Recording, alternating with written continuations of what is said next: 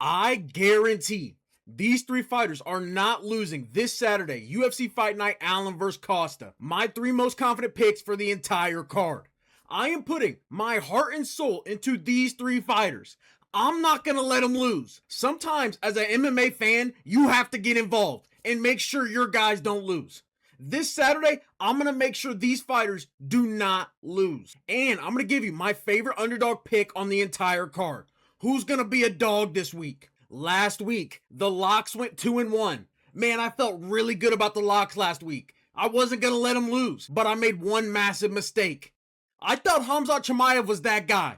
I thought I didn't have to help Khamzat Chimaev. I said, oh, he can handle it. Let me focus on the other two locks. I tried to let Khamzat Chimaev handle business on his own. Big country made him pay. We're going to bounce back. We're going 3-0 this week. Let's get it started with the first lock of the week. We are going to the Malcolm Wellmaker versus Juan Diaz fight.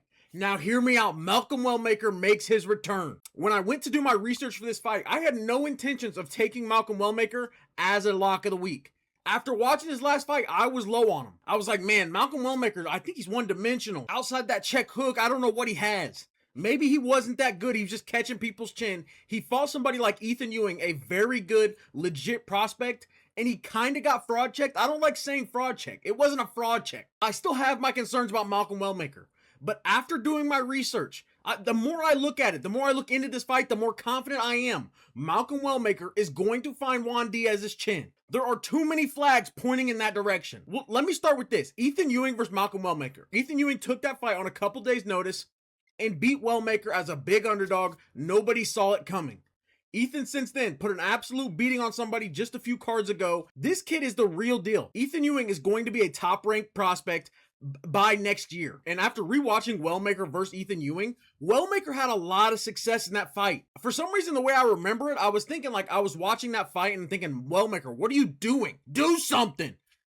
But after rewatching, he had a lot of success against basically a better version of Juan Diaz. Ethan Ewing is a better version of Juan Diaz. I said it. There I said it. I think Juan Diaz has a little bit better submission game, but his takedowns are nowhere near as clean. I don't think Juan Diaz is going to be able to take down Malcolm Wellmaker.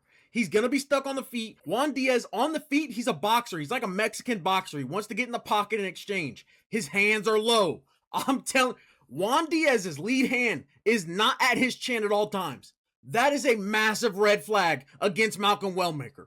The check right hook that's going to be coming from Malcolm Wellmaker, if your lead hand is not protecting your face, you're in danger. I think this is a perfect buy low spot on Malcolm Wellmaker. I think we're going to find out he's really one of the hardest hitting bantamweights in this division. He's fast. There's also going to be a massive speed advantage for Malcolm Wellmaker. Again, I think this is pointing towards a Malcolm Wellmaker highlight reel type of knockout. Malcolm Wellmaker is going to find the chin of Juan Diaz, and if he doesn't put Juan Diaz out cold, I still think he does enough to win the rounds here. Give me Malcolm Wellmaker. He's not losing this fight. I think he wins by knockout, but if Juan Diaz ends up having an unbreakable chin, it'll go to decision. Give me Malcolm Wellmaker. He's not losing this fight. I'm not going to let it happen. I'm going to get involved if I need to. Now let's move to lock number 2, the second guaranteed winner this Saturday. We are going to the Modestas Bukauskas versus Christian Edwards fight. This one does not need a ton of explaining. Look at Christian Edwards, with all due respect. No. Let me actually give you a breakdown here. Modestas Bukauskas. I got to come up with a new name for this guy, by the way. I hate that name. I hate it. Modestas Bukauskas? Bukauskas? I gotta MB. No, I don't know. I don't know what to call him. Bukauskas is not a guy that like you would think should be a lock of the week ever, really. He's the guy that can fail you. I'm not gonna lie. But one thing I do feel confident about when I'm talking about Modestas Bukauskas, he's going to beat guys that are not UFC level. He's a bad matchup for a guy if he's not UFC level. Christian Edwards is not UFC level. I've seen it with my own eyes. Use your eyes. On paper, Christian Edwards looks like he should be a monster. He's a wrestler. He's giant, 6'5". He should have all the tools to be a great fighter. But when you watch it, you really use your eyes. Let your eyes tell you the truth. Let your eyes lead you to the promised land. If Modestas Bukauskas can keep this fight on the feet, he is going to KO Christian Edwards. It's not going to look close. Christian Edwards, if he can get you to the ground, he's got good ground and pound. Outside of that, not very good. And he shoots some bad takedowns. He tries to shoot from far out. It's just not good. It's sloppy. Modestas Bukauskas is good enough to beat guys who are not UFC level. There's a reason why he's a pretty big favorite here. It's simply a bad matchup for a guy making his debut on short notice. Christian Edwards is taking this fight on less than a week's notice. If Bukauskas cannot beat this kid, he should be cut from the sport. Not the UFC, the sport. Give me Modestas Bukauskas to win this fight. He should win by knockout. He's not losing. I'm not going to let Bukauskas lose. There's no need to fear. I'm not going to let it happen. Trust me. Now, before I give you my third and final lock of the week, my most confident pick for the entire card, let's talk about the underdog of the week. Who's going to be a dog this week? And this one, honestly, I like a lot. I don't think this guy should be the underdog in this fight. We are going to the Nikolay Verkretinov versus Chaos Williams fight. Yeah! Two of the lowest fighting IQ guys in the sport. I'm going to be honest. His name is literally Chaos. You know what he wants to do. He wants to wail. Lucas Tracy, a wise man, once said, throw big meaty hooks. The big meaty hooks. That's Chaos Williams. That's all he has. He's low output. He's literally just waiting to wail on you. That's all he wants to do. I think Nikolay is a much more well-rounded and technical fighter. I think skillfully he's better. All Chaos Williams has here is a power advantage. Now, obviously, that's a big advantage to have. If you're going to have an advantage, a power one's a good one to have. But the style of Nikolay, I think, really favors him in this matchup. He's going to come forward. He's durable. He wants to make it a dogfight. If you can pressure Chaos Williams, keep him moving backwards, he can't get his shots off, and he doesn't have much success. Pressure and volume. That's how you beat a guy like Chaos Williams. And that's exactly how Nikolay is going to fight here. Or that's how he should fight. Maybe that's how I should say it. I need Nikolay to come in with a little bit of a game plan. I know fight IQ is a big question mark here, but I'm trusting Nikolay to if he comes in with a brain on his shoulders, he can beat Chaos Williams. Just watch out for the big wailing hooks, and you're going to win this fight. Give me Nikolay Verkretinov to win this fight as a dog. He's going to be a dog this week. Now, moving on to my third and final lock of the week. My most confident pick on the entire weekend. I'm getting crafty here. I gotta do it.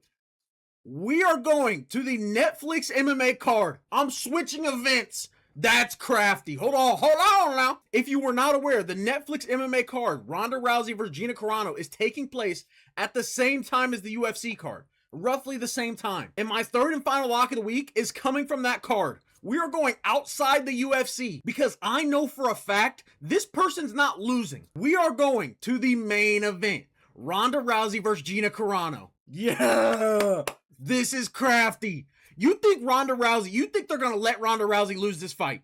Be dead serious. Look me in the eyes and tell me you believe in Gina Carano. I did my full card prediction video for the Netflix MMA card. I found out Gina Carano, hold on for a minute. Gina Carano last fought when I was 6 years old. I was 6 years old. 17 years ago. And now she's back in a main event. And you're telling me she has a chance to win the fight? No! Guys, I need you to hear me out. Gina Carano hasn't fought in 17 years. Ronda Rousey, the main event of the Netflix card. She's been pushing this thing. She wants it to be the biggest MMA event ever. She's not losing this fight. Now listen, I know Ronda Rousey's also coming out of retirement to take this fight. She hasn't fought in 10 years, I understand. But the difference is, Ronda Rousey was actually something. There was a point in time where Ronda Rousey was the best in the world, dominating everybody. That was never Gina Carano. There is quite literally no way Ronda Rousey loses this fight. I think she submits Gina Carano whenever she wants to. If she wants to do it in round one, she takes her down and chokes her out in round one. Maybe a crafty armbar. I wouldn't mind an arm. Break it. I wouldn't mind an armbar. This a crafty pick. It's a lock. There's no way she loses. Like, comment, subscribe. My full card prediction video for both cards is out now. Check it out. Lock in.